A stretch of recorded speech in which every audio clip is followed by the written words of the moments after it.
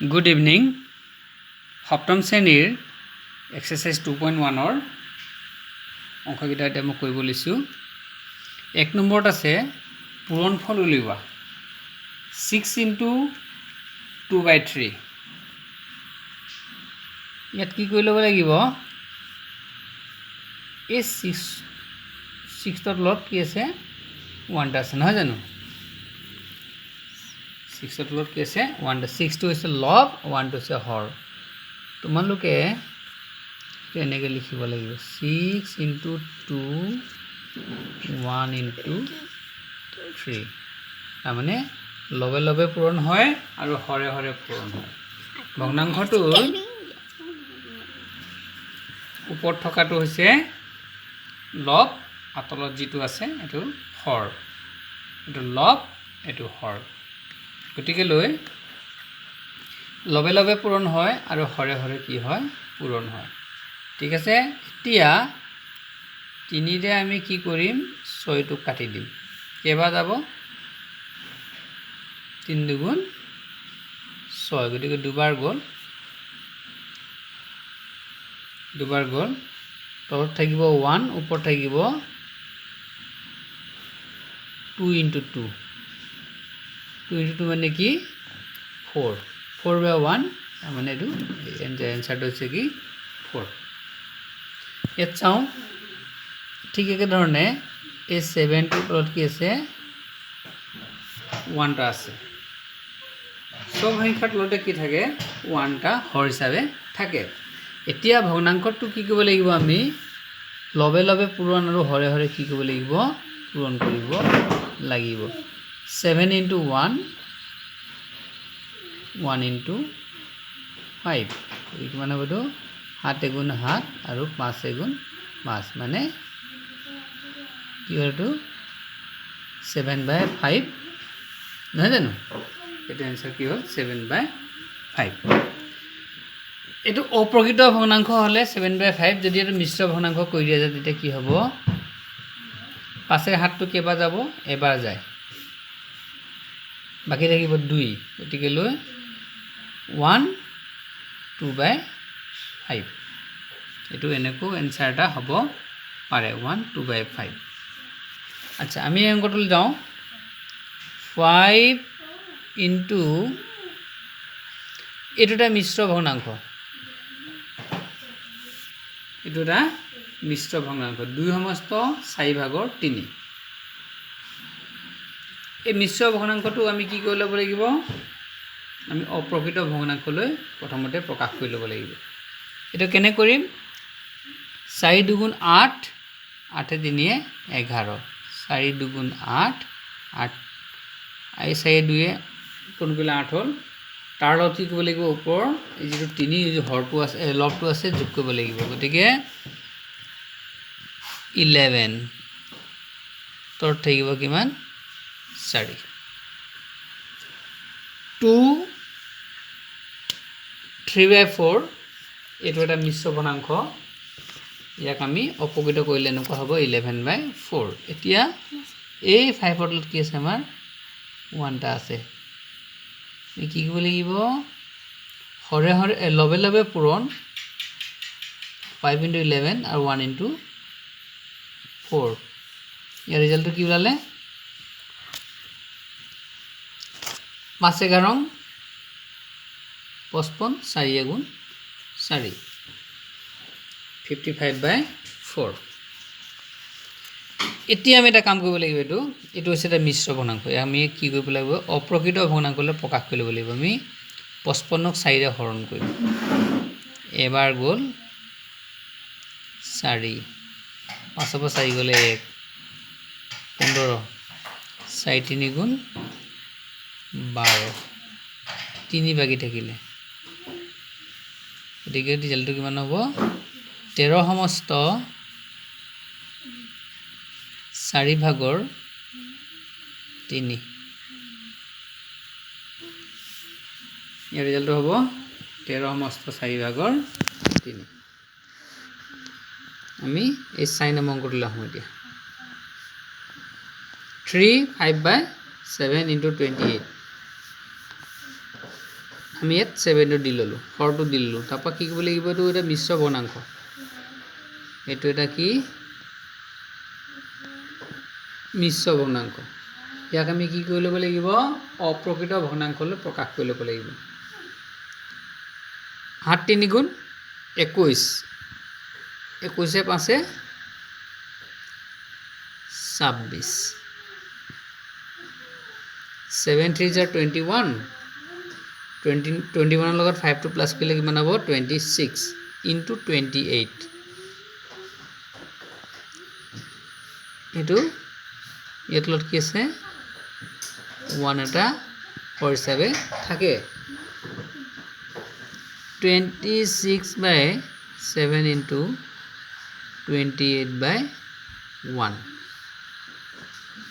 এইটো 26 into 28/7 into 1। এইটো 7ৰে যদি আমি 28 কাটো কেইবাৰ যাব, 4 7 গুণ 28, 4 7 গুণ 28। গতিকে লৈ ৰিজাল্টটো কি হ'ব, তলত 1 আছে, ওপৰত কি আছে 26 ইনটু 4, 26ক 4ৰে পূৰণ কৰি দিয়া। 4 4 গুণ 24, 4 কৰিলে 2, 4 2 গুণ 8, 8 2 10, 104। ইয়াৰ উত্তৰটো হ'ল 104। তাৰ পিছৰ অংকটো হ'ল এইটো 2 সমস্ত 4/3, 4। এইটো আমি অপ্ৰকৃত ভগ্নাংশ কৰিম। 4 গুণ 8, 8 3 11 ইনটু এইটো 5/1 লিখি দিছোঁ। 4 ইনটু 1 11 ইনটু 5। এইটো একেটা হ'ল, আগৰটোৰ নিচিনা একেটা আছে। 4 গুণ 4 এইটো 55, এইটো নিচিনা একেটা হৈ থাকিলে 55/4। গতিকে লৈ ৰিজাল্ট একেটা ওলাব 13 সমস্ত 4/3। তাৰ পিছৰ অংকটো আছে বি, 1 নম্বৰ বি, 1/7 ইনটু 11 2/3।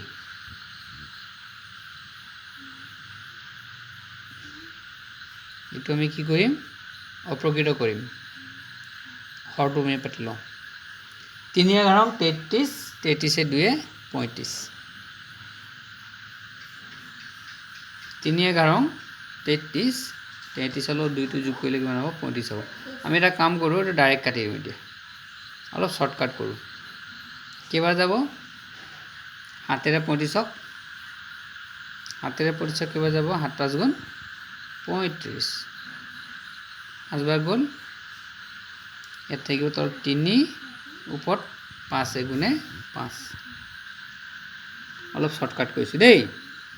এইটো 7ৰে 35ক ডাইৰেক্ট কাটিলোঁ, 7 5 গুণ 35, 1টোৱে 5টোৱে ইনটু কৰিলে 5 হ'ব, আৰু তলত আছে 3। এইটো এতিয়া মিশ্ৰ ভগ্নাংশ, এইটো অপ্ৰকৃত ভগ্নাংশ, এতিয়া মিশ্ৰ কৰিব লাগিব। 3ৰে 5টো কেইবাৰ যাব, একবাৰ গৈ বাকী থাকিব 2। গতিকে লৈ এই সমস্ত 3/2 হ'ব ইয়াৰ এনচাৰ।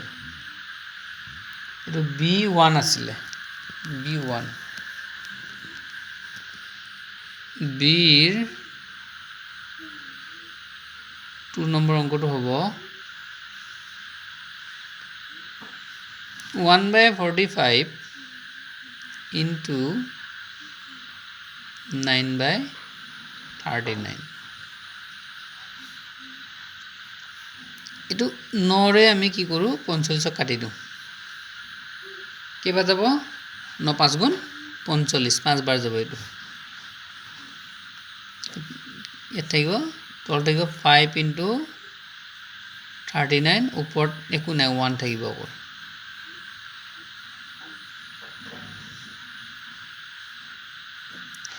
পাঁচ নগুণ 45 5 কৰিলে 4 5 গুণ 15 4 19 195 1/195 ভালকৈ তোমালোকে বুজি ল'বা দেই ঠিক আছে নেক্সট আহিলে ইয়াৰ 3 নম্বৰটো বিৰ 3 4/15 into 9/10 4/15 9/10 আচ্ছা এই 15 আৰু 3ৰ সাধাৰণ উৎপাদক 15 আৰু 9ৰ সাধাৰণ উৎপাদক 3 মানে 3ৰে গৰিষ্ঠ সাধাৰণ উৎপাদক 15টো 3ৰে হৰণ যায় আৰু 9 3ৰে হৰণ যায় গতিকে আমি 3ৰে কাটিলোঁ 3 বাৰ যাব ইয়াক 3ৰে কাটিলে 5 বাৰ যাব আকৌ 4 আৰু 10ৰ সাধাৰণ উৎপাদক গৰিষ্ঠ সাধাৰণ উৎপাদক 2 4ক 2ৰে কাটিলে 2 10ক 2ৰে কাটিলে 5 তলত থাকিলে 5 into 5 ওপৰত থাকিব 2 into 3 5 5 গুণ 25 3 দুগুণ 6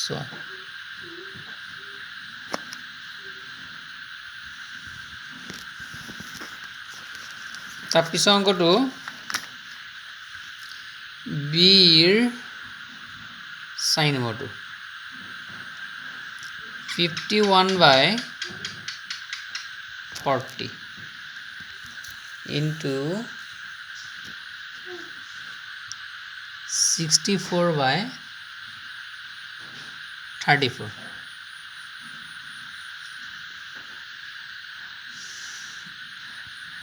40 আৰু এফালে 64 40 আৰু 64 সাধাৰণ উৎপাদক কি হ'ব গৰিষ্ঠ সাধাৰণ উৎপাদক মানে গসাউ কিমান হ'ব আমি এইটো জানিম 8 8ৰে 40 হৰণ যায় আৰু 8ৰে 64ও হৰণ যায় 8 5 গুণ 40 8 8 গুণ 64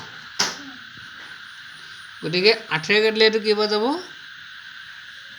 5 বাৰ গ'ল 8ৰে কাটিলে 8 বাৰ যাব 8 8 গুণ 64 51 আৰু 34 ইহঁতৰ সাধাৰণ উৎপাদক কি হ'ব এইটো 17ৰে হৰণ যায় 3 সূত্ৰং 51 17ৰে কাটিলে 3 বাৰ গ'ল এই 17 কাটিলে 2 বাৰ যাব গতিকে লৈ কি হ'ব ৰিজাল্টটো 5 into 2 3 into 8 3 into 8 5 into 2 3 into 8 আকৌ এই 2ৰে আমি 8টো কাটিব পাওঁ কেইবাৰ যাব 4 বাৰ যাব 2 4 গুণ 8 এইটো পূৰণ চিন দেই এইটো পূৰণ চিন দিছোঁ 2ৰে 8ক কাটিলে কেইবাৰ গ'ল 4 বাৰ গ'ল এতিয়া ৰিজাল্টটো ওলাব তল থাকিব 5 ওপৰত থাকিব 3 4 গুণ 12 এইটো এটা অপ্ৰকৃত ভগ্নাংশ মিশ্ৰ কৰিব লাগিব 5ৰে 12ক কেইবাৰ যায় দুবাৰ যায় আৰু 2 বাকী থাকে গতিকে 2 সমস্ত 5 ভাগৰ 2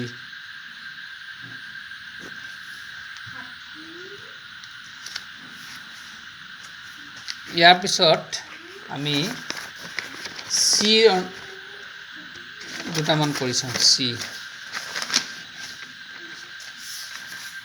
এইখিনি তোমালোকে এতিয়া ভালকৈ পাতিব নোৱাৰিলে চাগে মই ফটো মাৰি দি দিম তোমালোকে পাতি ল'বা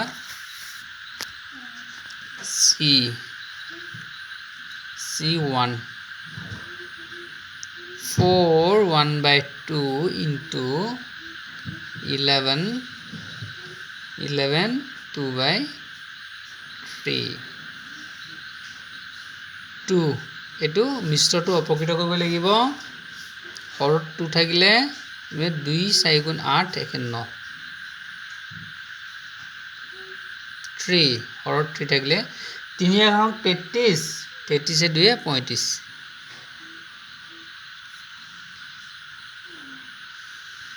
এত কাটিব পৰা যায় নেকি 3 ৰে 9 কাটিব পাৰি 3 বাৰ গব 3 3 গুণ 9 আৰু কাটিব নোৱাৰি গতিকে লৈ তল থাকিব 2 ওপৰ থাকিব 3 পূৰণ 35 পূৰণ কৰি দিয়া 3 5 গুণ 15 5 কৰিলে 1 3 3 গুণ 9 একে 10 105 এটা 105 টো হৈছে অপ্ৰকৃত ভগ্নাংক ইয়াক মিশ্ৰ কৰিব লাগিব মিশ্ৰ কৰিবৰ কাৰণে কি কৰিম আমি 105ক 2 ৰে হৰণ কৰিম 2 5 গুণ 10 5 নামি আহিলে 2 2 গুণ 4 1 বাকি থাকিলে কিমান হ'ব 52 সমস্ত দুভাগৰ 1 এটো হ'ব 52 সমস্ত দুভাগৰ 1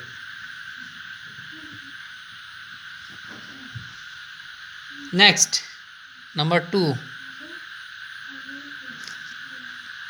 9 into oh no 9 into নহয়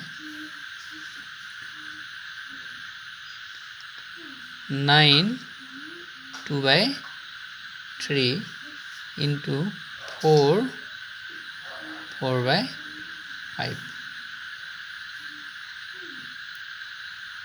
এটো মিশ্ৰ আছে অপকৃত কৰিম 3 3 গুণ 27 27 এ 2 29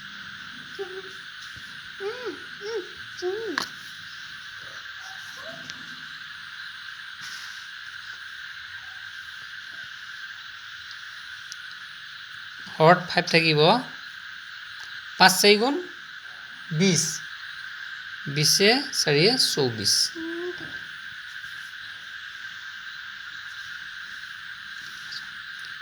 3 ৰে 24 কাটি দিয়া কেবা যাব 3 8 গুণ 24 8 বাৰ গল কি থাকিব তল থাকিব 5 ওপৰ থাকিব 29 into 8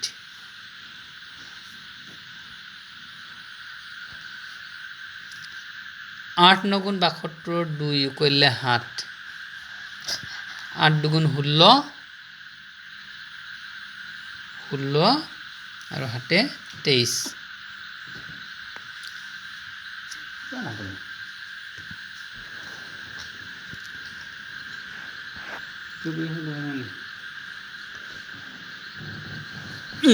পূৰণটো চাই লওক এবাৰ 8 9 গুণ 72 29 কি কৰিব 8 ৰে পূৰণ কৰিব লাগিব 29 8 ৰে পূৰণ কৰিলে কি হ'ব 8 9 গুণ 72 2 কৰিলে 7 8 2 গুণ 16 16 7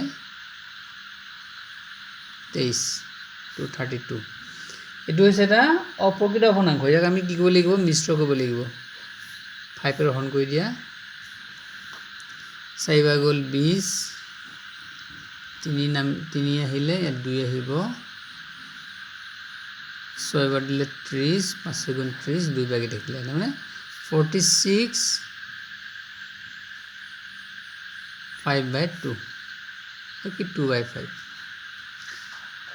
46 সমস্ত 5 ভাগৰ 2 সি এখিনি হল এতিয়া মই 2 নম্বৰ মান নিৰ্ণয় কৰা কেটামান কৰি দিম মান নিৰ্ণয় কৰা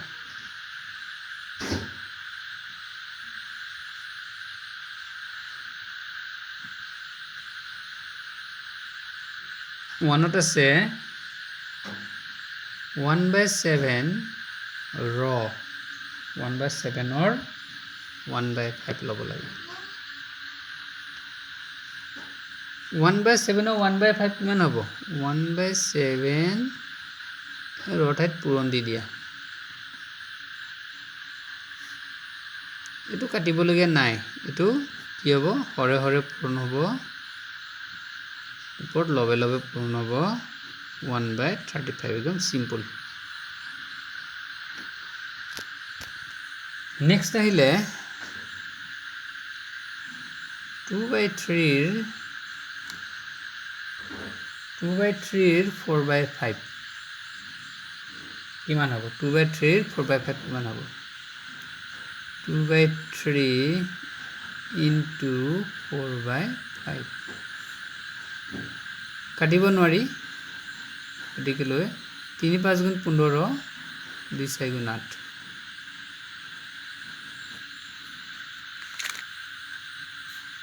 নাম্বাৰ 3 টো আছে 3 নকৰো 4 টো কৰি দিওঁ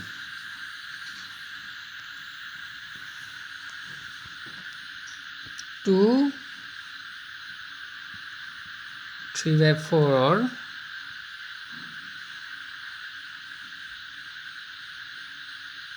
3/22 উলিয়াব লাগে এটো মিশ্ৰ আছে অপকৃত কৰিম 4 4 গুণ 8 8 3 11 ৰ পূৰণ দিয়া ৰ ঠাইত পূৰণ দিয়া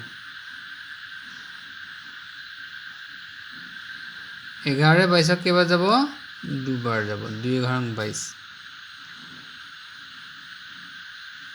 গতিকে লৈ 4 2 গুণ 8 ওপৰত থাকিব 3 5 ত আছে 15 ৰ 7/30 15 পূৰণ 7/30 15 into 7/30 15 30 কাটিলে দুবাৰ যাব 2 30 গতিকে 7/2 অপ্ৰকৃতটো মিশ্ৰ কৰিব লাগিব কেইবাৰ যাব 3 বাৰ যাব 3 2 গুণ 6 এক ভাগে থাকিব 1/2